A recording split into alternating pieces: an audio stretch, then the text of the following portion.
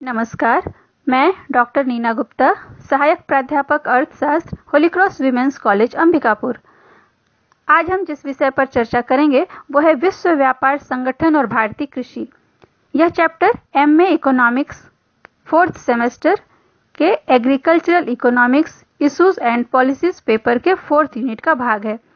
इसके अंतर्गत हम यह देखेंगे कि विश्व व्यापार संगठन क्या है, इसके क्या उद्देश्य हैं, विश्व व्यापार संगठन के अंतर्गत किए गए विभिन्न समझौतों में से कृषि पर हुए समझौते को विशेष रूप से जानेंगे और साथ ही भारतीय कृषि पर विश्व व्यापार संगठन के प्रभाव का अध्ययन करेंगे। तो चलिए सबसे पहले जानते हैं कि विश्व व्यापार संगठन या वर्ल्ड ट्रेड ऑर्गेनाइजेशन या शॉर्ट में कहते हैं WTO क्या है। विश्व व्यापार संगठन एक अंतर्राष्ट्रीय संगठन है जो विश्व व्यापार के लिए नियम बनाता है। यह गैट का उत्तराधिकारी है। गैट, यहाँ एक नाम आया है गैट। तो WTO को विस्तार से पढ़ने से पहले गैट को समझ लेते हैं कि यह क्या है। 23 राष्ट्रों ने 1947 में एक समझौते पर हस्ताक्षर किया जिसमें कर, सीमा शुल्क और अंतर्राष्ट्रीय व्यापार पर सामान्य समझौता किया गया।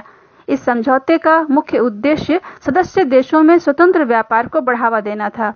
तत्पश्चात 1 जनवरी 1948 से यह समझौता लागू हो गया। गैट के अधीन व्यवस्था यह थी कि सभी सदस्य देश समय समय पर आपस में मिलकर विश्व व्यापार की समस्याओं पर विचार करते थे और उनका निराकरण करते थे। इस समझौते के अंतर्गत सदस्य देशों ने 8 सम्मेलन किए। अंतिम सम्मेलन में विश्व व्यापार संगठन की स्थापना के लिए प्रस्ताव पारित किया गया। 15 अप्रैल 1994 को 123 देशों के प्रतिनिधियों ने इस पर हस्ताक्षर किए व गैट के स्थान पर 1 जनवरी 1995 को विश्व व्यापार संगठन की स्थापना हुई। यह विश्व व्यापार संबंधी नियम एवं कानूनों का निर्धारण करता है। साथ ही यह संगठन विभिन्न देशों के मध्य अंतर्राष्ट्रीय व्यापार को प्रोत्साहित करने, प्रशुल्कों को कम करने, समय समय पर उत्पन्न होने वाले विवादों व समस्याओं का समाधान करता है। यह एक व्यवस्थित एवं स्थायी संस्था है। वर्तमान में इसके 164 सदस्य देश हैं व इसका प्रधान कार्यालय जिनेवा में है। आगे देखते हैं विश्व व्यापार संगठन के उद्देश्य। विश्व व्यापार संगठन के प्रमुख उद्देश्य विदेशी व्यापार में खुलापन लाना, व्यापारिक अवरोधों को कम करना, अंतर्राष्ट्रीय स्तर पर व्यापारिक मतभेदों को आपस में सुलझाना, विश्व के संसाधनों का अनुकूलतम प्रयोग करना आदि था ताकि प्रत्येक देश उससे लाभान्वित हो सके। WTO की स्थापना से पहले गैट में कृषि को शामिल नहीं किया गया था। कृषि को गैट के 8वें दौर या उरुग्वे दौर की वार्ता में पहली बार शामिल किया गया। WTO के अंतर्गत विभिन्न सदस्य देशों के बीच कई समझौते किए गए जिसमें एक महत्वपूर्ण समझौता था एग्रीमेंट ऑन एग्रीकल्चर। इसका प्रमुख उद्देश्य था कृषि वस्तुओं के व्यापार में जो भी बाधाएं हैं उसे हटाना।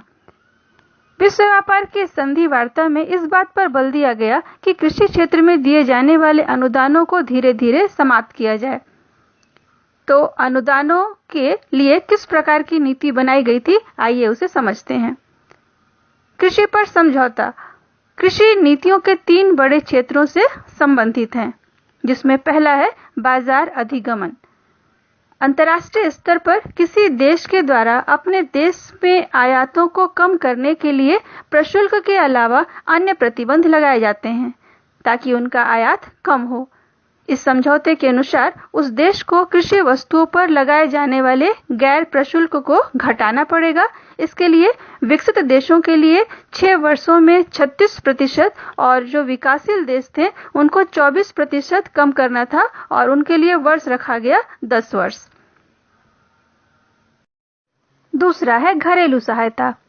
एक देश अपने किसानों की आर्थिक स्थिति को सुदृढ़ करने के लिए आर्थिक सहायता या सब्सिडी देता है ताकि किसानों की स्थिति अच्छी हो सके, उनका जीवन स्तर ऊपर उठ सके। अर्थात सरकार कृषकों की उपजों पर न्यूनतम समर्थन मूल्य देता है जिससे किसानों को लाभ हो। आइए देखते हैं सरकार के द्वारा किस प्रकार की आर्थिक सहायता किसानों को दी जाती है। तो यह सहायता जो है उसके 2 रूप होते हैं, एक होता है प्रत्यक्ष सहायता और दूसरा होता है अप्रत्यक्ष सहायता। प्रत्यक्ष सहायता में वह सहायता आता है जब सरकार कृषकों को खाद, बीज, बिजली, डीजल, सिंचाई पर अनुदान देती है, अर्थात इन्हें किसानों को कम दामों पर उपलब्ध कराती है। तो इससे किसानों को लाभ होता है क्योंकि इससे किसानों की लागत कम आती है और उनको जब पैसा होता है उनका अपना बचता है और जो उनको फायदा होता है या लाभ होता है। तो इसके लिए एक सीमा तय किया गया WTO के द्वारा कि कौन सा देश जो है वो अपने किसानों को कितनी सब्सिडी दे सकता है। तो इसके लिए एक बेस ईयर चुना गया 1986-88 को और इसमें यह तय किया गया कि विकसित राष्ट्र इस वर्ष में अपने कुल उत्पादित वस्तुओं की मात्रा का जो बाजार मूल्य है उसका 5% तथा विकासशील राष्ट्र जो है वो इसी वर्ष के उत्पादित वस्तु का जो मूल्य है उसका 10% सब्सिडी के रूप में दे सकते हैं। घरेलू सहायता का दूसरा रूप है अप्रत्यक्ष सहायता। अप्रत्यक्ष सहायता में सरकार खाद, बीज, उर्वरक, मशीन आदि को खरीदने के लिए छूट या उनको अनुदान नहीं देता है, बल्कि उनके खातों में नगद पैसा जमा कर देता है। इस पैसे का उपयोग किसान किस प्रकार से करेगा यह किसानों पर निर्भर करता है। तीसरा है निर्यात सब्सिडी। इसका ज्यादातर उपयोग विकसित देश करते हैं, अपने देश से निर्यात को बढ़ाने के लिए कृषकों को सब्सिडी प्रदान करते हैं। जैसे अपने देश में अगर वस्तु की कीमत अधिक है और उसी वस्तु को दूसरे देशों में कम मूल्यों पर बेचा जाता है। इसे एक उदाहरण के द्वारा समझ सकते हैं कि मान लीजिए किसी वस्तु की कीमत अगर किसी देश में 1000 रुपए है और दूसरे देशों में इसे कम मूल्यों पर अर्थात मान लेते हैं कि 700 रुपए पर बेचा जाए, तो किसानों को इससे 300 रुपए का नुकसान हो रहा है। उसे सरकार सब्सिडी के रूप में अपने किसानों को देगा। तो इससे दूसरे देशों में जहां उसकी घरेलू कीमत अधिक थी वहां उसकी मांग बढ़ेगी, जिससे निर्यात प्रोत्साहित होता है। अर्थात निर्यात को प्रोत्साहित करने के लिए अपने देश की अधिक कीमत की वस्तु को दूसरे देश में कम मूल्यों पर बेचा जाता है और इसके लिए किसानों को सब्सिडी प्रदान किया जाता है। तो इस विधि का प्रयोग ज्यादातर वही देश कर पाता है जो सक्षम है।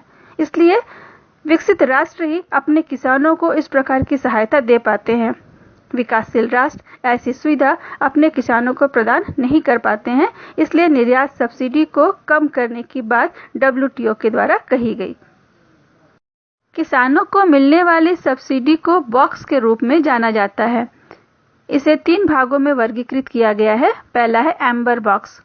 इसके अंतर्गत वे सब्सिडी आती है जो कृषि उत्पादन एवं व्यापार को विकृत करती है। इस सब्सिडी में सरकार द्वारा न्यूनतम समर्थन मूल्य का निर्धारण तथा कृषि उत्पादों की मात्रा के आधार पर प्रत्यक्ष आर्थिक सहायता आदि को शामिल किया जाता है।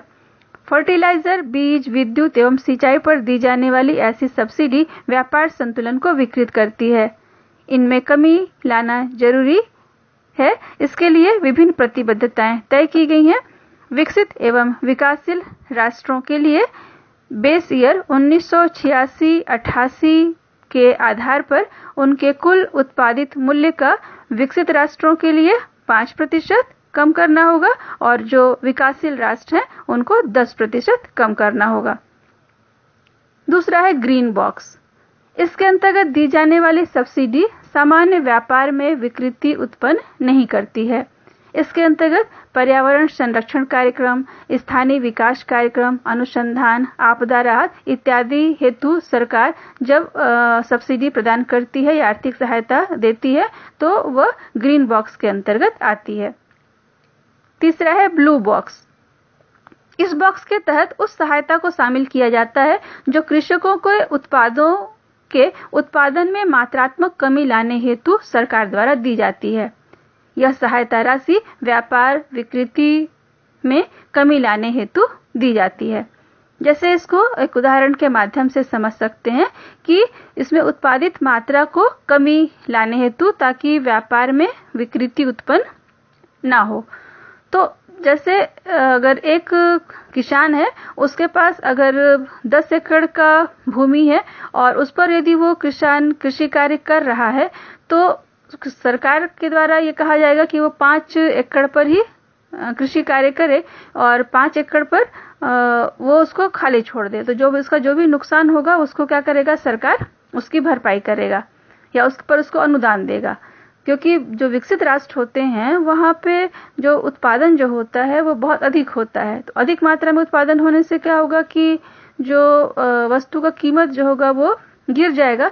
तो ऐसे कीमत में कमी ना आने पाए, इसके लिए इस प्रकार का जो सब्सिडी जो होता है जब सरकार के द्वारा दिया जाता है तो वो ब्लू बॉक्स के अंतर्गत आता है। और इस प्रकार का सब्सिडी जो है वो ज्यादातर विकसित राष्ट्रों के द्वारा ही दिया जाता है।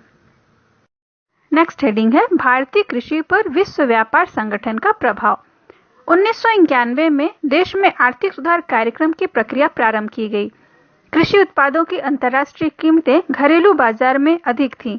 इसे आधार मानकर यह सोचा गया था कि विश्व व्यापार समझौता के अस्तित्व में आ जाने के बाद कृषि उत्पादों को विदेशों में बेचने का अच्छा अवसर भारत को मिलेगा और कृषि निर्यात बढ़ने से भारी मात्रा में विदेशी मुद्रा अर्जित होगी। विश्व व्यापार समझौते के क्रियान्वयन का आकलन करने से यह स्पष्ट होता है कि इस समझौते का असर कृषि उत्पादों के बाजार प्रवेश, विपणन व उपभोक्ताओं की मांग पर पड़ा है।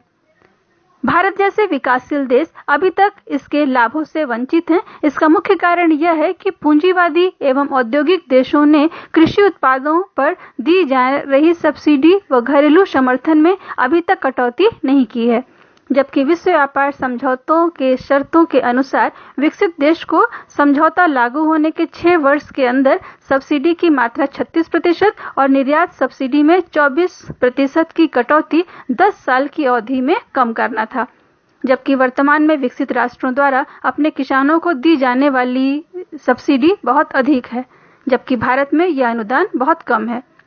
इससे अंतर्राष्ट्रीय बाजारों में कृषि उत्पादों की कीमतें घरेलू कीमतों की अपेक्षा कम होने लगी हैं, जिससे भारतीय कृषि उत्पाद का निर्यात बाधित हो रहा है। हमारे देश में कृषि उत्पादों की लागत निरंतर बढ़ती जा रही है। कृषि रसायन, खाद, उर्वरक, बीज की कीमतें लगातार बढ़ रही हैं, जबकि अंतर्राष्ट्रीय बाजारों में कीमतें कम हैं। साथ ही विश्व व्यापार संधि के नियम के अनुसार भारत में पर्याप्त खाद्य का उत्पादन होने के बाद भी एक निश्चित मात्रा में अनाज हमें विदेशों से आयात करना ही पड़ेगा। यह शर्त था, जिससे घरेलू कृषि उत्पादों की कीमतें काफी कम हो जाएंगी क्योंकि पूर्ति बढ़ जाएगी। इसके अतिरिक्त पूंजीवादी राष्ट्र भारत पर यह दबाव डाल रहे हैं कि भारत अनुदान कम करे। साथ ही भारत यदि व्यापार शुल्क लगाता है तो पूंजीवादी देश अपने कृषकों को अधिक अनुदान देकर अपनी कृषि वस्तुओं की कीमतें कम कर देते हैं। ऐसे में भारत का व्यापार उनके सामने टिक पाना कठिन है। अतः हम कह सकते हैं कि मुक्त व्यापार भारत के लिए घातक भी है और लाभकारी भी। इस प्रणाली का उपयोग यदि हम आयात की सुविधा के रूप में करते हैं तो हमारे देश के कृषि पर इसका बुरा प्रभाव पड़ेगा, और यदि हम इस प्रणाली का उपयोग निर्यात के तौर पर करते हैं तो भारत एक समृद्धशाली देश बन सकेगा। आप सभी का धन्यवाद।